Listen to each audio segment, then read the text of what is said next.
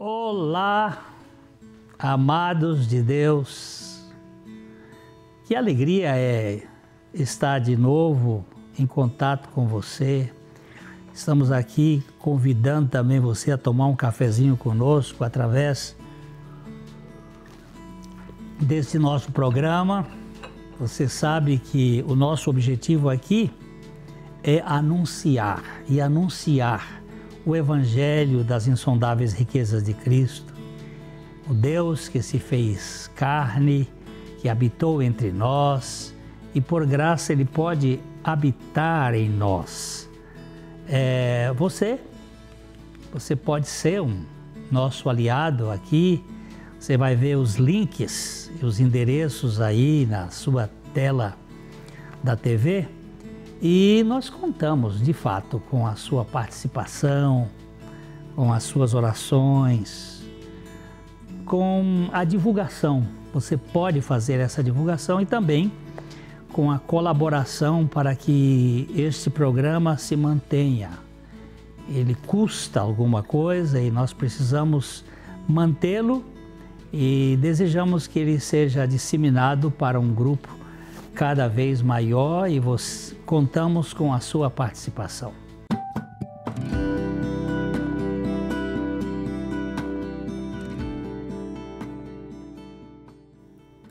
A indicação de hoje é o livro A Treliça e a Videira, a mentalidade de discipulado que muda tudo. Jesus disse aos discípulos: "Toda autoridade me foi dada no céu e na terra." Mateus 28, 18.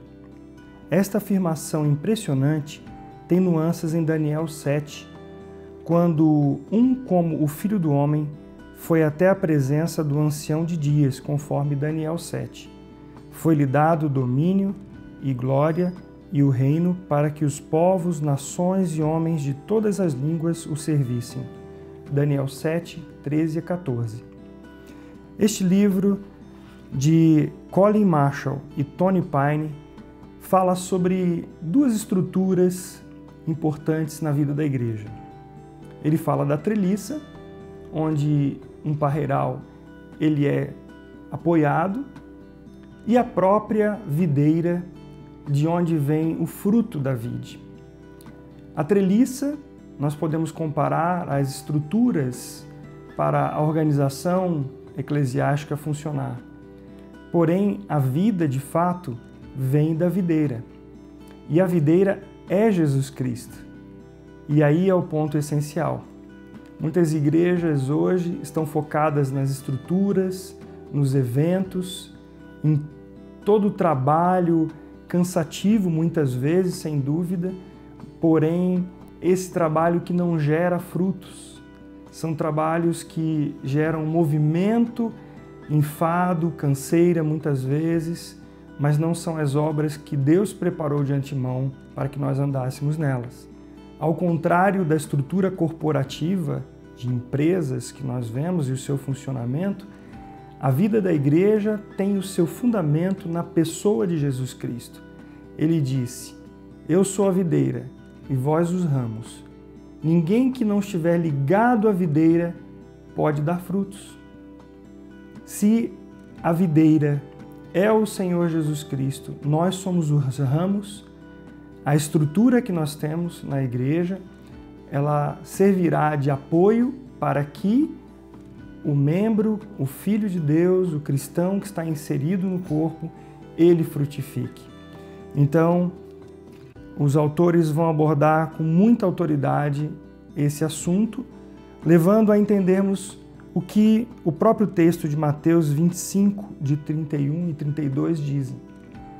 "Quando vier o Filho do Homem na sua majestade e todos os anjos com ele, então se assentará no trono da sua glória, e todas as nações serão reunidas em sua presença, e ele separará uns dos outros, como o pastor separa dos cabritos as ovelhas." Então agora, na presença do Filho do Homem, em um monte da Galileia, eles estão vendo o cumprimento da visão de Daniel. Aqui está o homem diante do qual todas as pessoas de toda a nação e de toda a língua se dobrarão. Então, a base é da autoridade da pessoa de Jesus Cristo. E ele dá uma ordem aos seus discípulos. Então ele diz: ide, a ênfase do mandamento. Mas o verbo principal da oração é fazei discípulos, que conta com 3 particípios subordinados e ligados a ele: indo, ou à medida que você vai, batizando e ensinando.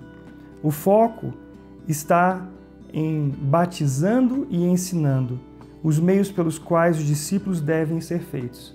E aí está o andar, o caminhar da igreja, fazendo discípulos semelhantes a Jesus Cristo. Este é um livro muito importante para a vida da igreja, para que aqueles mais maduros na fé possam levar outros também à maturidade cristã. A recomendação do livro de hoje é A Treliça e a Videira, a mentalidade de discipulado que muda tudo. Um discipulado centrado na pessoa de Cristo.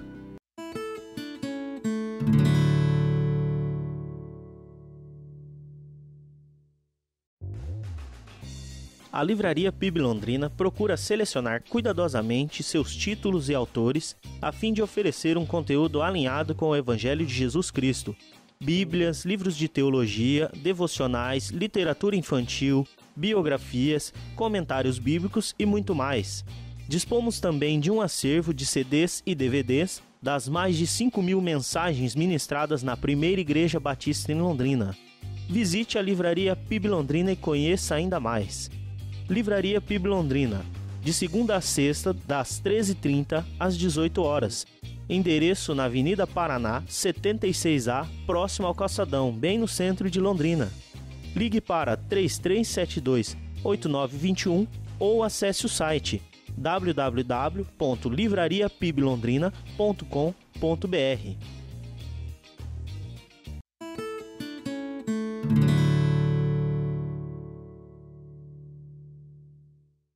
Hoje nós queremos trabalhar um pouquinho sobre pautando a vida pelos motivos certos. George Eliot, ele afirmou o seguinte: o que torna a vida enfadonha é a ausência de motivos. O que torna a vida complicada é a multiplicidade de motivos. E o que torna a vida vitoriosa é a unidade de motivos. George Eliot é o pseudônimo de Mary Ann Evans, romancista e poetisa inglesa, que foi precisa ao apresentar estes 3 pontos.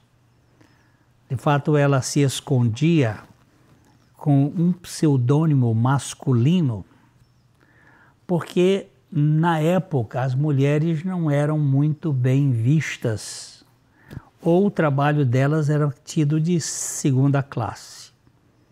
Mas a Mary Ann era uma extraordinária escritora. E ela trabalhou bem essa questão. O que torna a vida enfadonha é a ausência de motivos. O que torna a vida complicada é a multiplicidade de motivos. E o que torna a vida vitoriosa é a unidade de motivos. A vida sem sentido é determinada pela falta de motivação.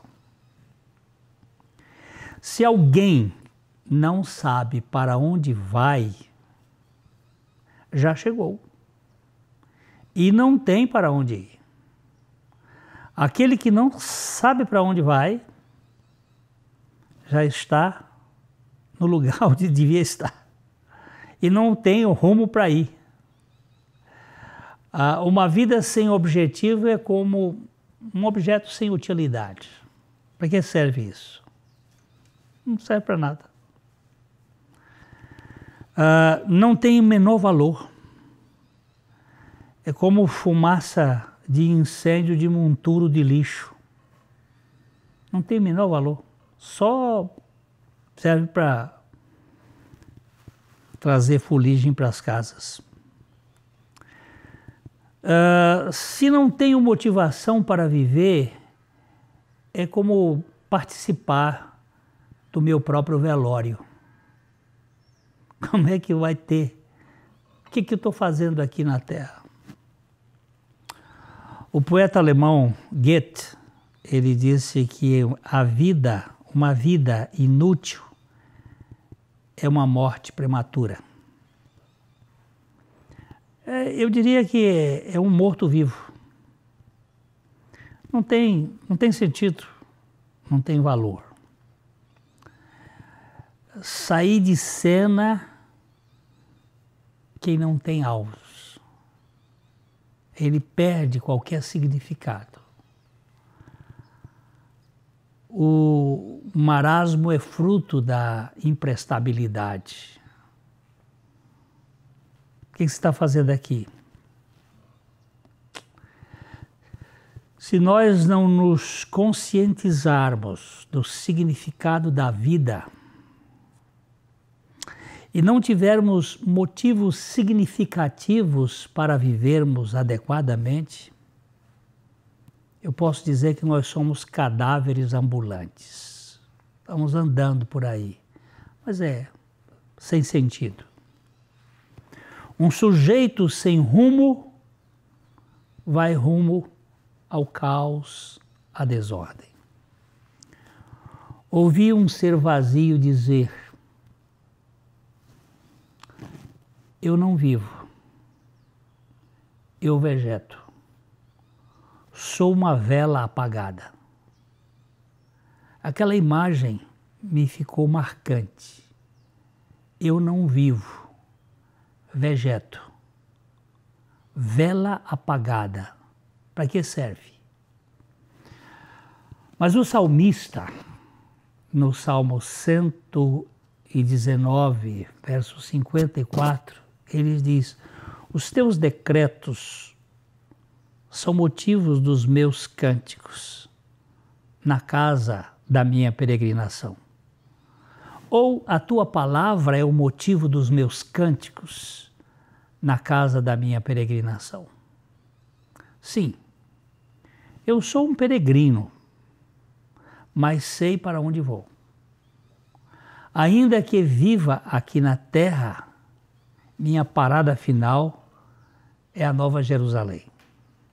Eu tenho um rumo, eu estou caminhando rumo à eternidade, porque eu tenho a eternidade dentro de mim e tenho uma vida eterna que me foi dada. Nós investimos mal quando investimos naquilo que um dia vai pegar fogo. Se tudo o que eu estou fazendo visa apenas para este mundo, ou como diz o apóstolo Paulo, se a nossa esperança se resume apenas a esta vida, nós somos os mais desgraçados de todos os homens.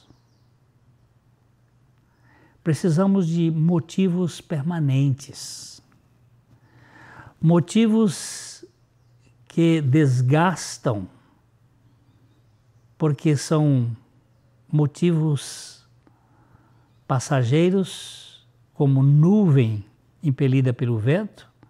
Estes não podem nos manter com significado. A vida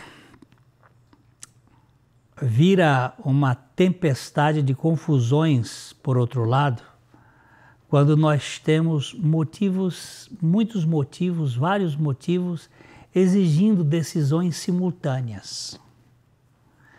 Quando nós estamos dentro de um turbilhão de motivos, aí a coisa fica complicada. A ausência de motivos, vazio.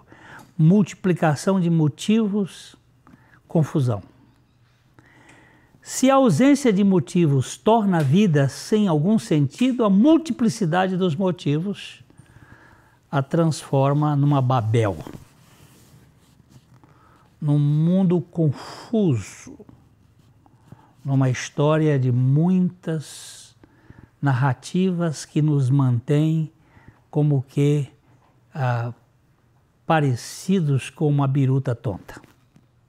A multiplicidade dos motivos agita de tal maneira a vida que a existência torna-se sem sentido de viver. A pessoa fica consumida por aquilo mesmo. O sujeito sem um motivo ou um sujeito dominado por muitos motivos, ambos se tornam como uma oração sem sujeito, sem objeto, sem predicado, sem qualquer sentido. É uma coisa louca. Não é de fato apenas a falta de motivos que torna a vida vazia, mas também a multiplicidade dos motivos a transforma num turbilhão de inutilidades. Tem gente que precisa da mesma correção que o Senhor deu quando censurou a conduta da Marta por causa da sua agitação. Marta criticou Maria por estar aos pés de Jesus, quieta, se equipando. E o Senhor disse para Marta: Marta, Marta, andas inquieta e te preocupas com muitas coisas. Evangelho de Lucas, no capítulo 10, verso 41. Marta, Marta, andas inquieta. Isso pode dizer: Glênio, Glênio, andas inquieto e te preocupas com muitas coisas. Muitos estão vivendo este turbilhão de coisas. Uma vida complicada é uma biografia sem história que vale a pena. Eu ouvi uma outra confissão. Me preocupei tanto com tantas coisas que não tive tanto tempo para a minha família. Isso eu ouvi de um homem que estava chorando as pitangas por causa da sua família. Me envolvi com tantas coisas que não tive tempo para me dedicar à família. Vamos dar uma paradinha aqui e eu vou voltar para a gente pensar isso aqui do ponto de vista de restauração das nossas motivações. É já que a gente volta.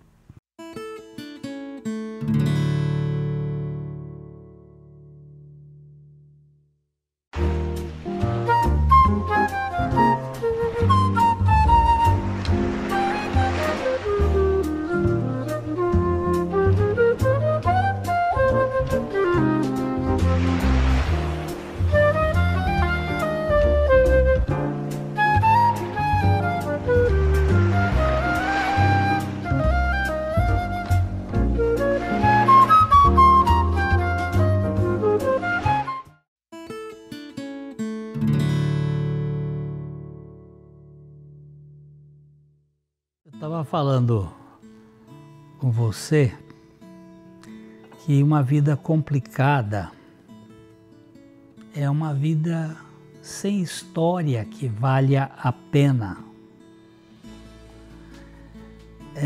Da mesma maneira que uma vida sem motivo, sem nenhum motivo, é uma vida vazia, a vida com muitos motivos pode gerar uma confusão muito forte. Quando é que nós podemos descrever a trajetória de uma biruta que gira o tempo todo ao léu do vento, ou dos ventos volúveis e inconstantes? Ela fica, você sabe o que é a biruta, aquele coador muito usado nos aeroportos. É aquilo ali, o vento sopra de um lado, ela vira, sopra do outro, ele vira, ele fica virando.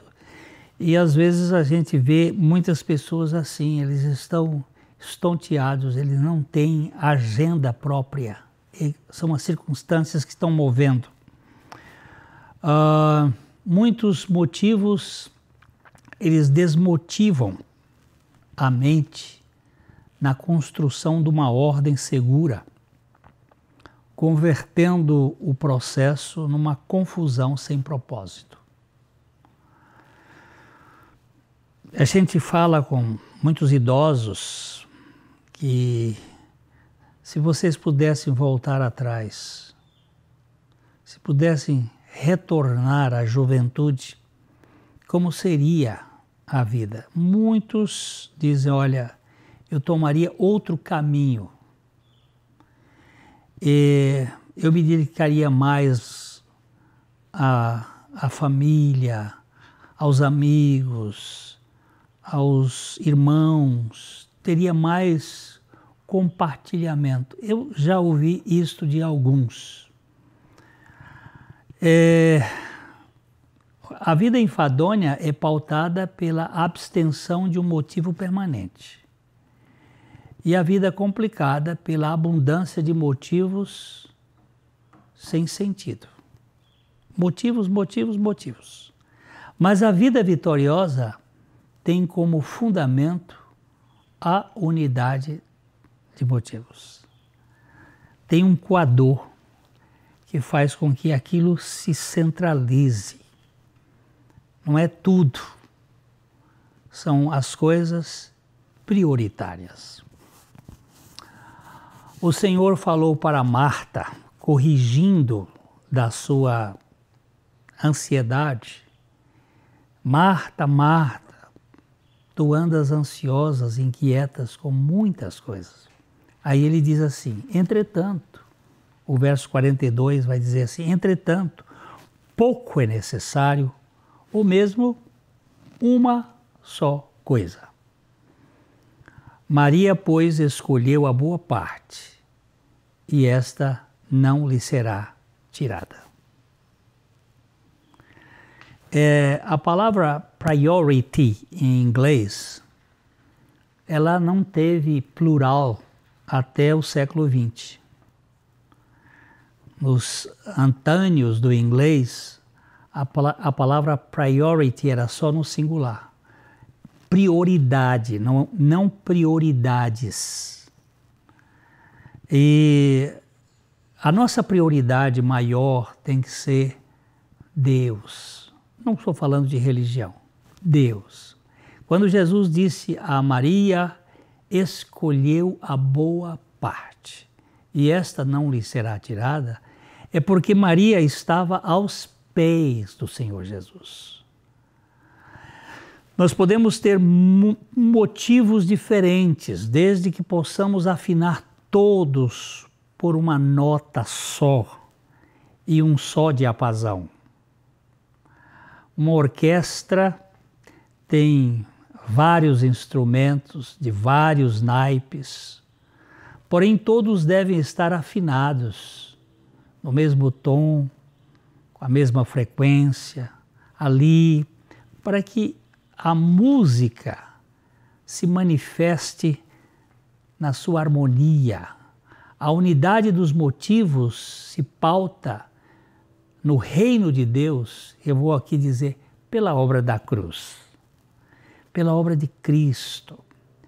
Não há a menor chance de alinhar os motivos pessoais e grupais sem a morte do velho homem, o escravo do pecado, o insatisfeito, o eterno movimentador de ansiedade. Não há conciliação das vontades fora do Calvário, pois é apenas em Cristo crucificado que nós podemos ver nossa co-crucificação e a unidade dos nossos motivos. Termos motivos corretos. O Espírito da cruz, o Espírito de Cristo, agindo diuturnamente em nosso ser, ele alavanca a unidade de todos os motivos. E nossa motivação se converte, acima de tudo, em que tudo seja feito somente para a glória de Deus, para a glória da Trindade, dentro de uma perspectiva de não pesar para nós mesmos esta necessidade de sermos reconhecidos. Alguém disse que depois da morte do ego insatisfeito na cruz com Cristo, precisa surgir uma vida satisfeita com a vida de Cristo. Vamos pensar isso. Depois que o nosso ego insatisfeito foi demovido por meio da morte de Cristo, é preciso que uma vida satisfeita com a vida de Cristo se manifeste em nós, para vivermos para a glória de Deus, para a edificação dos outros, para a transmissão do Evangelho, da boa notícia, que existe uma boa notícia. Não estou falando outra vez do que sejam os controles da religião, mas a liberdade do Evangelho. Terence Glover, que foi professor de literatura na Universidade de Cambridge, ele disse que os cristãos vivem mais do que os não cristãos. Os cristãos vivem mais do que os pagãos. O motivo é a ressurreição de Cristo, porque eles têm a vida eterna. O outro fica na sepultura. O cristão sai da sepultura. Ele parte para uma realidade além do aqui e agora. Então ele tem esperança. Uma pessoa sem motivo é um defunto em pé. Uma pessoa açoitada por uma multidão de motivos é uma biruta tonta. Uma pessoa centrada nos motivos adequados é um jardim no deserto. Mesmo que as coisas sejam difíceis, vai ter flores rosas do deserto. Vai ter a rosa de Saron, que é a rosa do deserto. A beleza de Cristo se manifestando. O grande motivo da vida cristã é não mais eu, mas Cristo vive em mim. E aqui está a realidade principal, a priority de qualquer pessoa. Lembre-se disto. Você não foi feito apenas para viver uma realidade que termina na lápide. Você foi feito para viver para a eternidade. Que Deus lhe conceda esse privilégio e a mim também de crer na suficiência de Cristo. Falando de peito a peito, de coração a coração. Até o nosso próximo programa.